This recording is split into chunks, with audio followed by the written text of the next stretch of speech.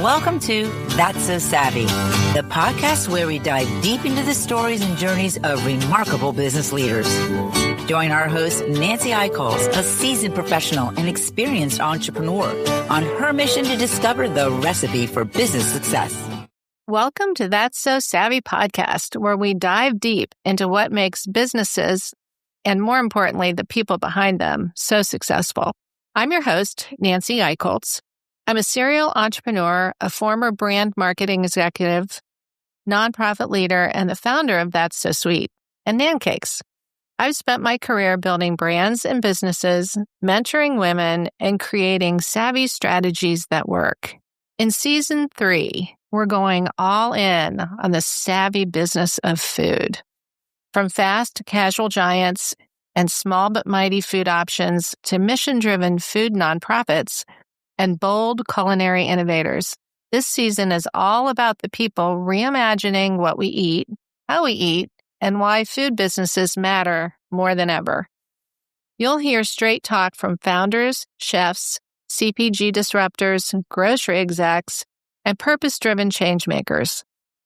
We'll unpack what's working in the industry, from branding and packaging to scaling and storytelling, and what it really takes to build a food brand that sticks to your ribs, as they say.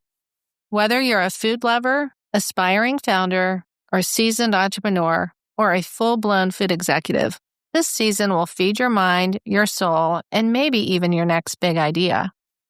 So grab your favorite drink, or better yet, a cookie, and let's get savvy. That's So Savvy podcast is supported by wonderful listeners like you. If you would like to hear more of our podcast and be more involved, please go to patreon.com, patreon.com, and you can donate as little as $5 a month or as much as you'd like to support that So Savvy podcast. If you'd like to advertise and reach our rapidly growing audience, please email us at thatssosavvypod, P-O-D, @gmail.com. thatssosavvypod@gmail.com. Thank you for listening. Thank you for your support. And we look forward to bringing That So Savvy podcast to you for a very long time in the future. So welcome back, savvy listeners. I cannot tell you how thrilled and honored I am to have my guest today. Honestly, I'm totally geeked out because Todd Schulkin is the executive director of the Julia Child Foundation. And as a wannabe great cook, Julia is just so iconic, and just, if I could meet somebody that wasn't living, it would be her. So I was just so thrilled, Todd, that you agreed to take the time to spend some time with me today and our listeners and talk about all things Julia Child. So welcome. You have an amazing background, not just that you are the executive director of the Julia Child Foundation, but you have a huge history in Hollywood and marketing and branding and advertising. You're just a very Renaissance man. So Todd, tell us all about you. Well, thank you for inviting me to be on the show. I really appreciate the offer and the interest and the kind words. And I think that's a great description. I have always said I have kind of a career path that I wouldn't recommend to anyone because I've started over at least twice, if not 3 times.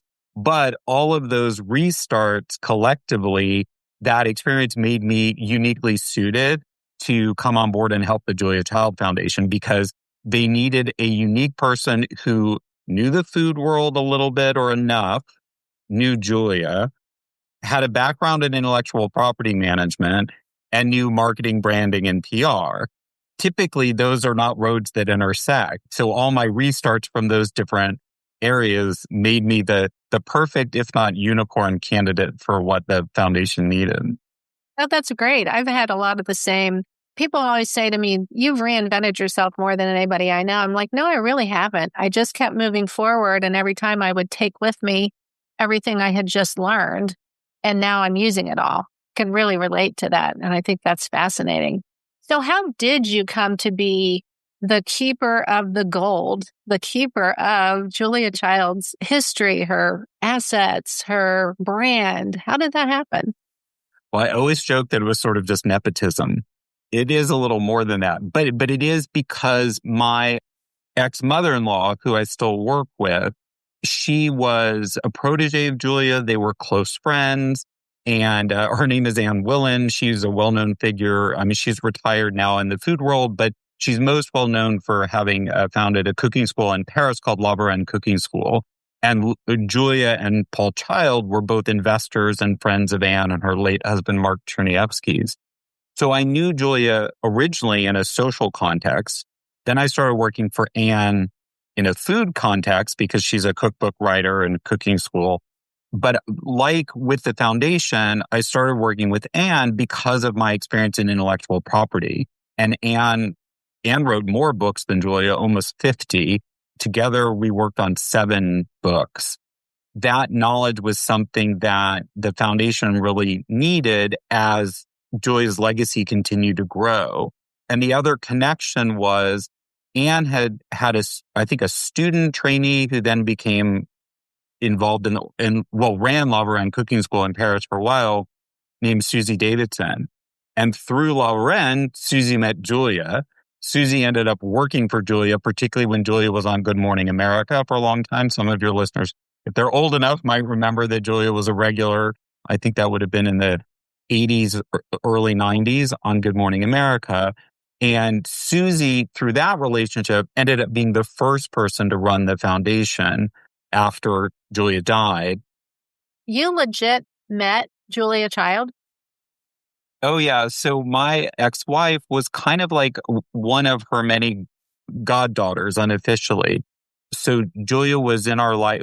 Julia was always in my ex-wife's life as a kind of motherly figure and family friend, and often visited their family home in France and possibly in Washington, D.C. There were a lot of parallels. Julia and her husband were a generation older, but they had similar connections to France and D.C. and diplomatic service. So they just had a lot in common.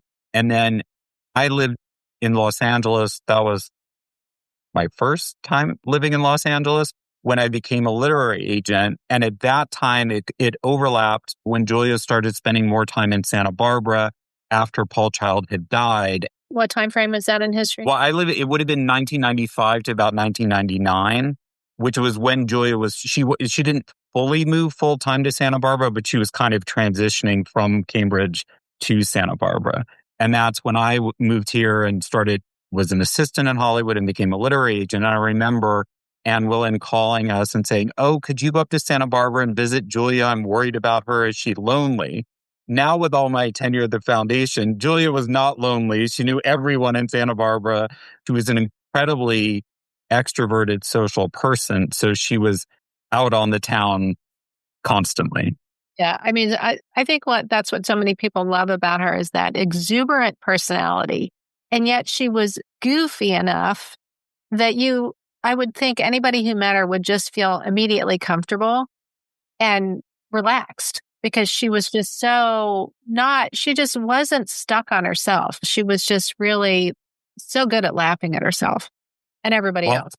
100%. She was she was a naturally charismatic person. I mean, she was in sort of that caliber, like someone like Bill Clinton, who just people instantly feel and is genuinely naturally interested in other people. Julia would never talk about herself, and she would instantly launch into a polite battery of questions about you.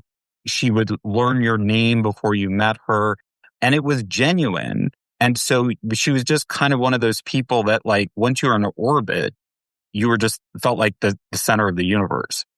And when was it that she passed away?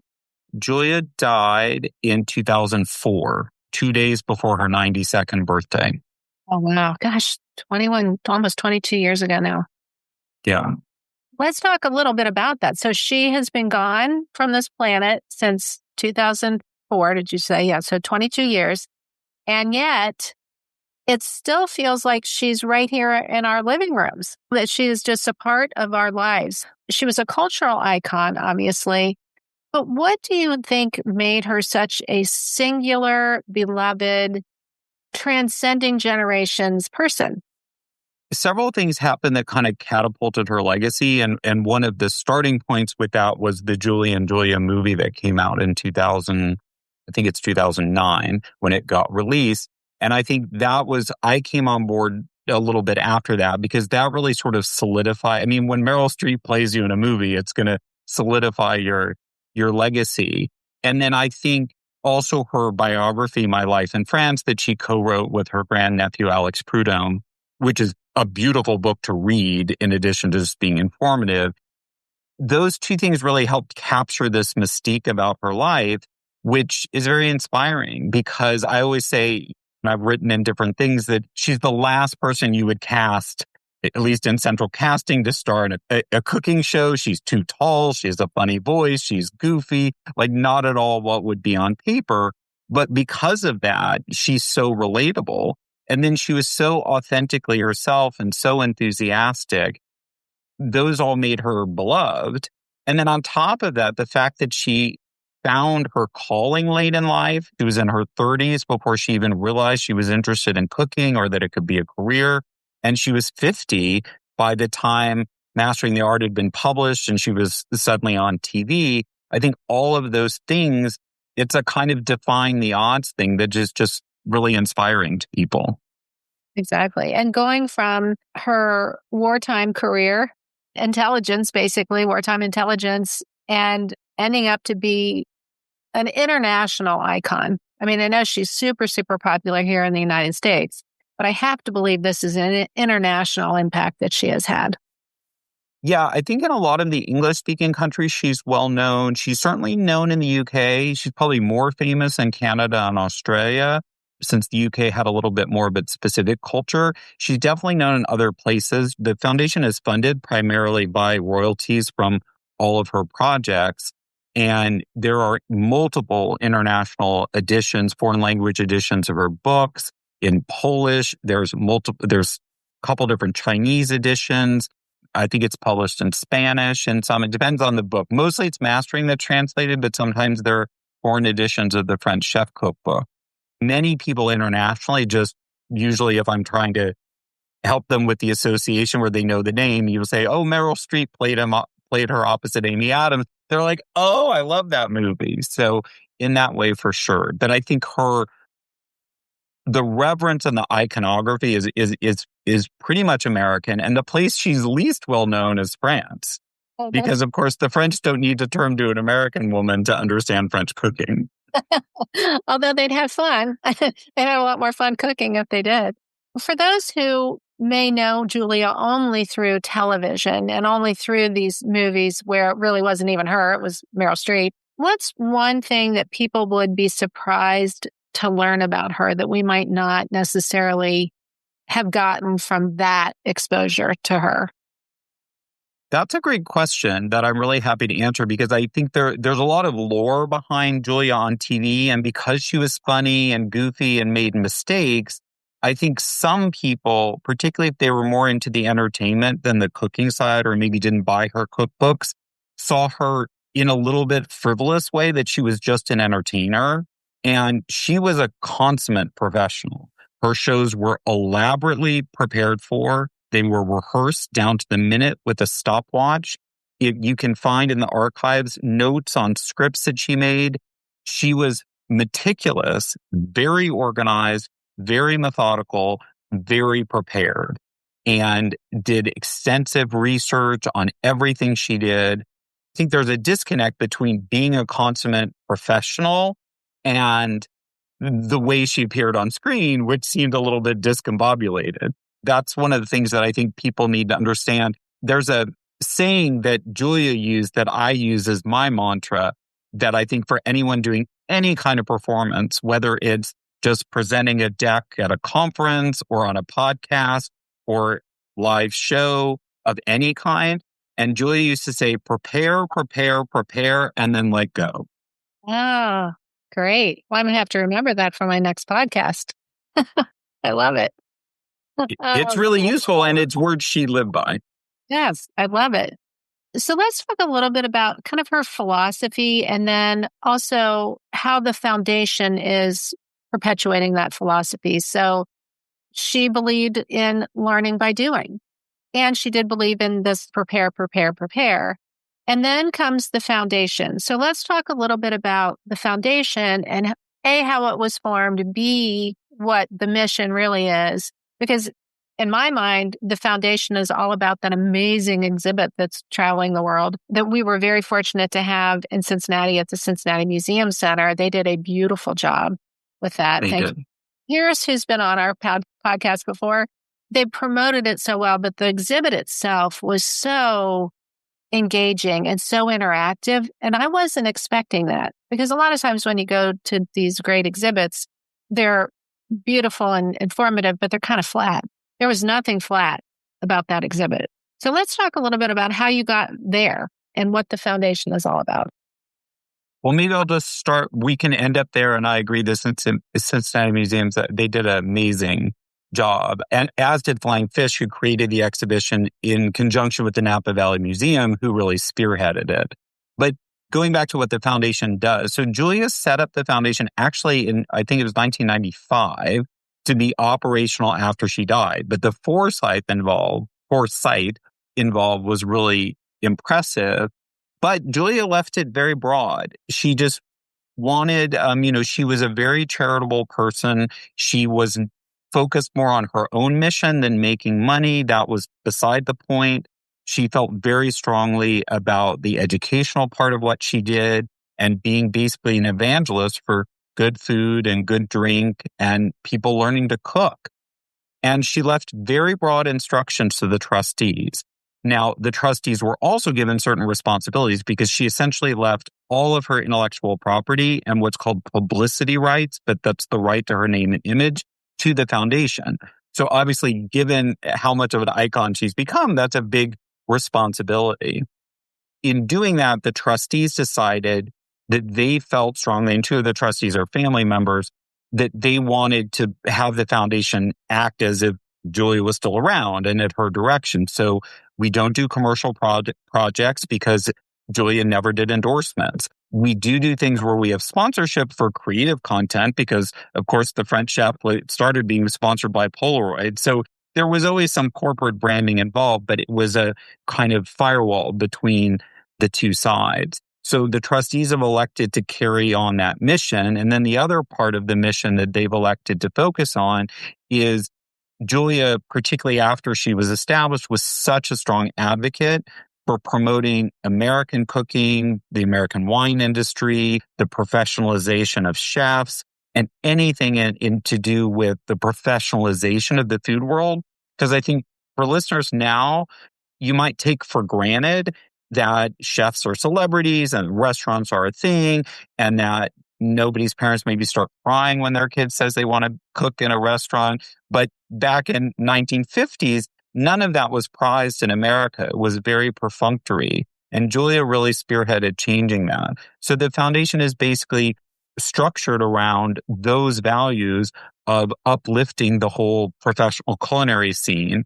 And one of the principal ways we do that is through making grants to other organizations.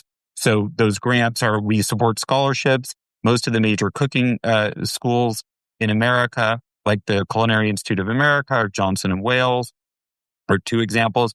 We also have fellowships. We have one at the University of North Texas in culinary history. We have one at USC Annenberg School of Journalism, which is specifically for food journalism. And then we support food media, generally in the nonprofit sphere. There's a literary magazine of the South called the Oxford American, which we help support their food issue. They make some amazing video content for very little money, focused on Southern foodways. So those are just a couple of examples of how the foundation carries on Julia's mission. The other big one is the Julia Child Award, which is the singular award that honors an individual or a team that has made a profound and significant difference in the way America cooks, eats, and drinks. And we're in our 11th year. This year's recipient was Bobby Stuckey, who's a master sommelier and restaurateur out of Boulder, Colorado. His restaurant, Frosca Food and Wine, was awarded the Restaurant of the Year by the James Beard Foundation. Last year was Alice Waters. In past, it's been everyone from Jacques Pepin to Danny Meyer, who's the CEO of Union Square Hospitality Group, or Jose Andres, which was right at the beginning of World Central Kitchen's growth. So those are all the ways the foundation operates to carry on Julia's legacy. I thought it was interesting that you mentioned what food shows are like now compared to what she did. And she was so great about getting people to try and fail and get messy and then get better. And in the spirit of, if you don't like it, throw it away, try again, and not, it's, no big deal. What do you think? Like if she were watching what's going on television, all these crazy cooking shows, well, I wonder what she would say. Well, it's funny you should say that, because we worked on and helped produce a cooking challenge show. It only unfortunately ran one season because it was designed for Discovery Plus and it ended up on a Food Network. But it was called the Julia Child Challenge. I think you can still find it on streaming. And there was some consternation amongst fans that we were involved in using Julia's name and her stuff with a cooking competition. And there were people who said, oh, Julia would have never approved cooking competitions and all of that. And I looked it up, and Julia died before the first cooking competitions. People are so familiar with them, they don't realize how recent a phenomenon they are. So she doesn't really have any exposure or opinion. And I always go back to, it's really the intention. Are they convivial? Do people get something out of watching them? Or are they mean-spirited and just frivolous? And that would be the line for Julia, because I think at the end of the day, anything that drew attention to the value of cooking and learning to cook and people being interested in it, that's what Julia cared about. So in that sense, there's all different kinds. Some are more frivolous and silly than others, and some are really interesting. So I don't think she would have had a blanket like all of this new food entertainment is bad. I think bottom line, her view was more focused on this arena is all good. I love the Great British Bake Off show, just because they're so polite to each other. That's just the British way, but it's just, I think it's just charming how polite they are to each other, all the competitors. Kind of fun. I think Julia would like that. No, that's a great example. What I can't say is Julia was definitely someone with multifaceted interests, and she was interested in a lot of things. And I don't know whether since she worked with food and food writing every day, all day long, I'm not sure she would have retired to her den to watch food shows, though. She may have liked more, a murder mystery or something like that, because if you work in food all day, the last thing you want to do is like go back to your relaxation period and watch people do what you do. Right, exactly. I wonder how much after a long day of everything she was doing, she wanted to go home and cook. That I think she enjoyed, but she generally had lots of people. She was such a social creature. She always had other people around. And so oftentimes dinner involved many helpers. Many famous people and non-famous people have stories of going over there for dinner and immediately being put to work. And that was not you come and sit, and it was very much a team effort. And that Julia's definition of fun was a group of people all working together in the kitchen to produce a meal that they would eat together. That's great. I don't know that I'm like that. I tend to be a little bit covetous of my kitchen, but hey, why not? Maybe I need to try that. I remember having birthday parties for my daughter where we would have a ton of 7th grade girls and do cooking and making pasta and making sauce and whatever. And there were cuts and burns and little fires and all kinds of fun stuff that went on. I think she would like that. Well, it's interesting. She liked to be in charge, but she wasn't a super control freak. And certainly you can go, for those listeners who maybe don't know, Julia's entire kitchen from our house in Cambridge, which was the setting for many of her later PBS shows, was collected by the Smithsonian, and it resides completely in down to the linoleum and every utensil that was in it in the National Museum of American History in Washington, D.C. on the National Mall. You can pretty much look at it 360. It has viewing windows on all 4 sides. And you can see things like these very specific instructions, because the kitchen was designed to have multiple users. So there were lots of notes and things like this goes here, or Paul's famous pegboard with the outlines. Part of that wasn't just to organize Julia, it was to enable the kitchen to work well for multiple cooks and for things to all go back to the way Julia and Paul had it organized. foresight. I mean, she's just amazing in so many ways. How would you describe her lasting influence on today's food world, especially new chefs, food influencers, which is a whole new, I mean, she was the original food influencer. I think it would probably be rewarding to her to see now all these influencers and food personalities. I mean, that didn't exist in her day. She really invented that. Yeah, I think we're talking about something before that reminded me of something Julia liked to say, and she wrote, which is this idea of, if I can do it, you can do it. And that was really one of her big motivations, because she was ambling through life without a purpose until late, discovered this thing that didn't even come naturally to her, but she was really motivated by it and invested the time and energy. And then she felt like, well, if someone who isn't naturally talented like me can do it, then anybody can do it, especially using the French training method. And I think you see that on a lot of social media influencers. A lot of them are people who just discovered something and are sharing what they've discovered. And what we've talked about is Julia wanted people to care about their food, where it comes from, to cook it themselves, to enjoy it. She didn't mind people taking shortcuts. I think a lot of people get obsessed with mastering, which is very detailed in creating everything from scratch. But she very often wrote later, like, I'd rather you cook at home for your family. And if that means using a store-bought pasta sauce or something, or pre-prepared pastry, great. That's better than not doing it at all. Let's talk a little bit more about the foundation and its work. You've talked about the core mission, projects, grants. How does the foundation decide how do you decide about the scholarships? How do you decide about which culinary programs? Like, is that a board decision? Is that a staff decision? How does that work? There was a bit of a basis at the very beginning of organizations and institutions that Julia had a pre-existing relationship with. So some of that, she had done things at the Culinary Institute of America. But we also look for things that are as impactful as possible and have as much scope and fit her values. And I have a colleague named Lauren Solkeld who helps me produce our own podcast, Inside Julia's Kitchen. Lauren's main job, she's the director of outreach, is both a combination of external communications and grant management. And she does a lot of the relationship management with the grantees. And we look at how, broad strokes, it's all, how is it contributing to Julia's idea of furthering the professionalization of the food world? And is it also nonprofit or altruistic in its purpose? So those are all the criteria that we're using. And then we had kind of come up with these buckets that covered things like culinary history research, scholarships for professional culinary education, educational food media. For example, one thing I like to talk about that we discovered with culinary history research is we generally stick to saying we are one of the few, but we may be the only nonprofit institution giving grants for that type of research specifically.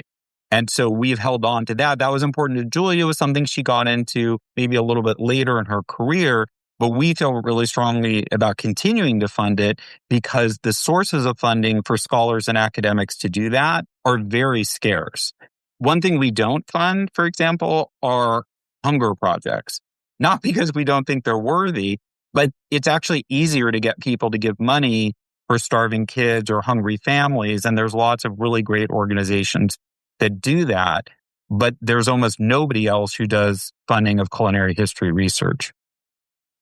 Well, I love that you have that. Your mission is so clear.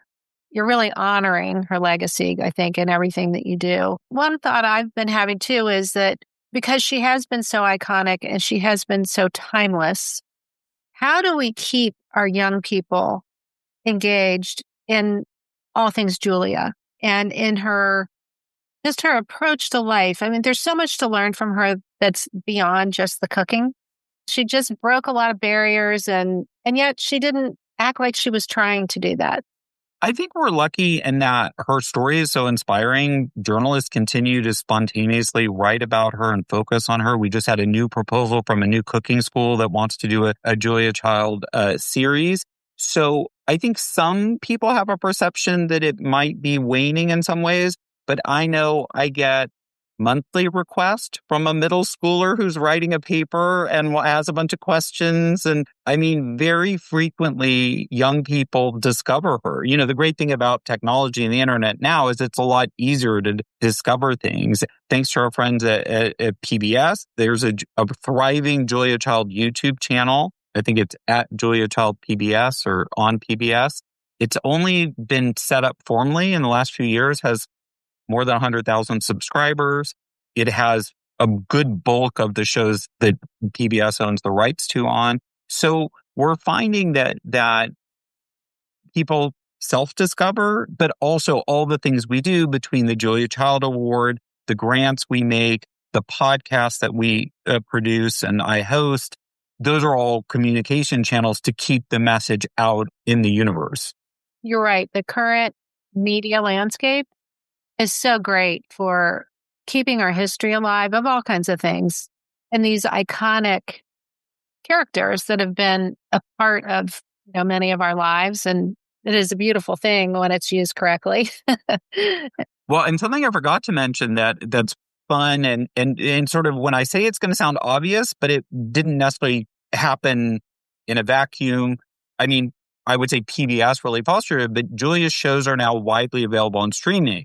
There was a big period of time before streaming that they were very hard to find or watch, or you had to buy a single DVD. And so far, I don't know how long whether it'll be evergreen on streaming, but you can stream all of The French Chef on PBS's documentary channels on Amazon. Pluto TV they had a Julia Child channel early on. It's now been integrated into their food channel, but they also run a distinct holidays channel that Julia features on. So we're coming up to the holidays. So they've found success in running certain French Chef episodes that are holiday connected and have these marathons.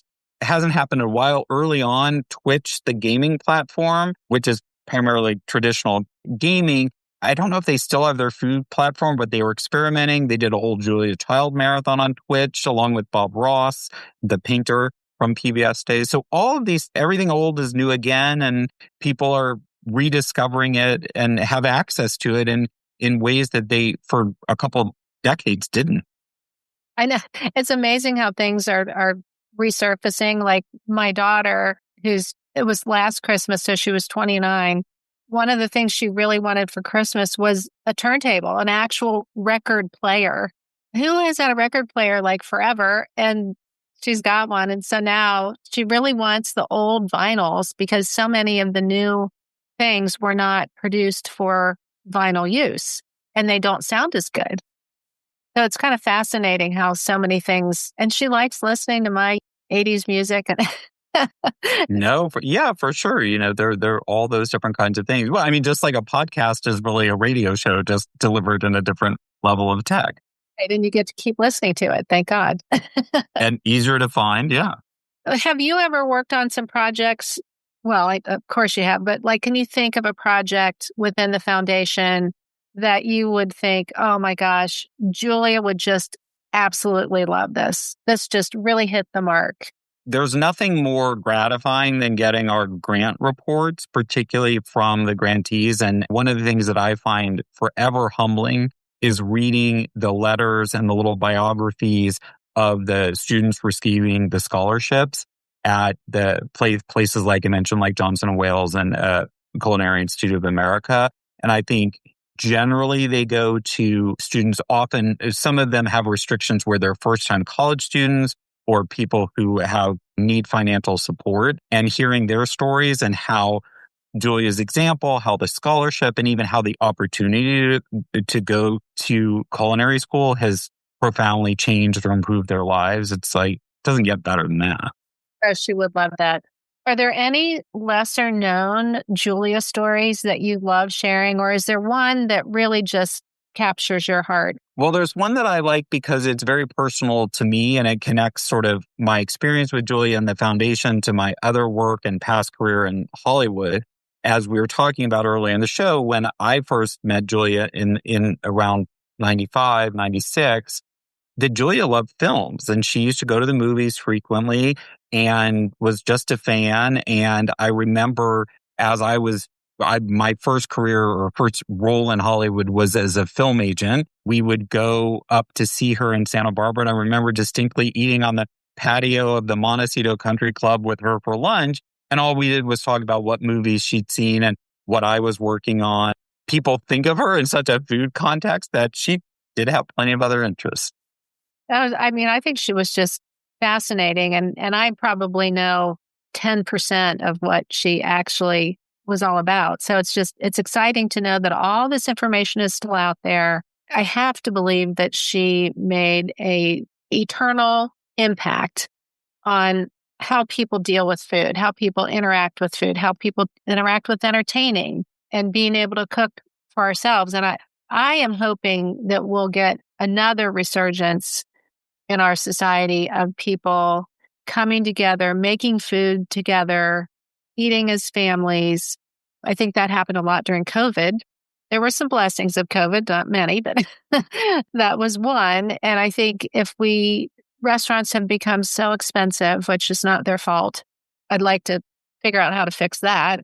But the health aspects and the gathering of the family around the table and gathering of friends around the table, I just think she really helped us start that from an excellence in food standpoint. Of course, people have been eating with families for eternity, but that's just something I really love about her. One thing that we haven't really talked about is how do people engage with your foundation? And what are some things you have coming up that people might want to hear about? That's a great question, too, because I think it sometimes frustrates people because we're not a direct service organization, so you can't really volunteer to help us. We're a little bit more of a pass-through, but we do have certain events. So I mentioned we have the podcast Inside Julia's Kitchen, where I help carry on the tradition of introducing all the interesting people we have the great fortune of meeting and learning from and sharing that with the wider public, which is what Julia did on her later TV shows. You can find that on every major podcast network. We're just dropped, I think, episode 222 with our recent Julia Child Award recipient, Bobby Stuckey, who I mentioned before. The Julia Child Award events they're usually fundraisers, so they tend to be a little bit expensive in order to raise money, but they're open to the public. For a decade, we did them at the Smithsonian National Museum of American History. With all the changes in Washington, we changed that up this year, and it was in Napa. We'll have to see who next year's recipient is, but those are ways people can engage. And then we also partnered with the Santa Barbara Foundation and have something called the Santa Barbara Culinary Experience, which is a week-long celebration of all things food and drink in Santa Barbara, which is a community Julia loved, both for its beauty and natural wonders, but also for its food and particularly its wine industry, which has really blossomed tremendously in the last 20, 30 years. So we do events across Santa Barbara. And I think in the spirit of Julia, it's both everything she loved about Santa Barbara, but it's also the event has kind of a dual pay it forward component. It's showcasing as many of the local producers of wine or artisanal food or the restaurateurs or the hospitality industry, but then also any proceeds we raise beyond the cost to put it on, we donate back to the local food system. And we've had some really fun, we funded, it's called the Santa Barbara Farm and Agriculture Education Fund. It's a really long name that I can never get right. They do a lot of stuff where they do organic farming and farm baskets or farm boxes that go to people in need, but they're also doing environmental things. They're building this thing called a Warka Tower that I'd never heard of before, but is a natural, you can make it out of different things. They're making it out of bamboo, and then you put mesh netting on it and it collects water. They've developed them in Africa for drought, so they're building one there in Santa Barbara. It's designed around what Julia liked. It's educational, but it's also fun. You can go to a cooking class. You can visit a farm. You can go to a special dinner. You can hear from a winemaker. There's a pickle factory tour. There's coffee roasting lessons. So it's just all those things that we think Julia would get a big kick out of participating in. When is that?